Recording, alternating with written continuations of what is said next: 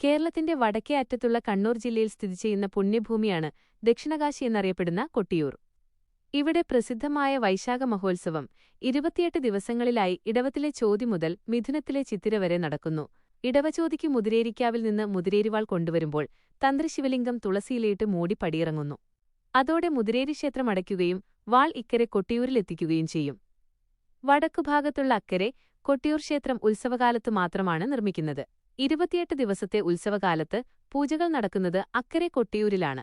മണിത്തറയിലെ സ്വയംഭുവായ ശിവലിംഗത്തിന്റെ നെയ്യാട്ടത്തോടുകൂടി ഇക്കരെ ക്ഷേത്രത്തിൽ നിന്ന് ബിംബങ്ങളും ഭണ്ഡാരങ്ങളും അക്കരെ എത്തിക്കുന്നു. അതിനുശേഷമാണ് സ്ത്രീകൾക്ക് അക്കരെ പ്രവേശനം അനുവദിക്കുന്നത്. മകന്നാളിലെ ഉച്ചശീവേലിയോടെ സ്ത്രീകൾക്കുള്ള പ്രവേശനം അവസാനിക്കും. തിരുവോണ ആരാധന, അഷ്ടമി ആരാധന, രേവതി ആരാധന, രോഹിണി ആരാധന എന്നിവയ്ക്ക് ഇവിടെ പ്രത്യേക പ്രാധാന്യമുണ്ട്. സതീദേവി ജീവത്യാഗം ചെയ്ത സ്ഥലത്തെ അമ്മാറക്കൽത്തറ എന്നും പ്രദക്ഷിണ വഴിയെ തിരുവഞ്ചറ എന്നും അറിയപ്പെടുന്നു. ഇളനീരാട്ടാണ് ഇവിടുത്തെ പ്രധാന വഴിപാട്. തൃക്കലശാട്ടോടുകൂടി ഉത്സവം സമാപിക്കുന്നു. ഈ വർഷത്തെ വൈശാഖ മഹോത്സവം മെയ് 23-ന് ആരംഭിച്ച് ജൂൺ 24-ന് അവസാനിക്കും.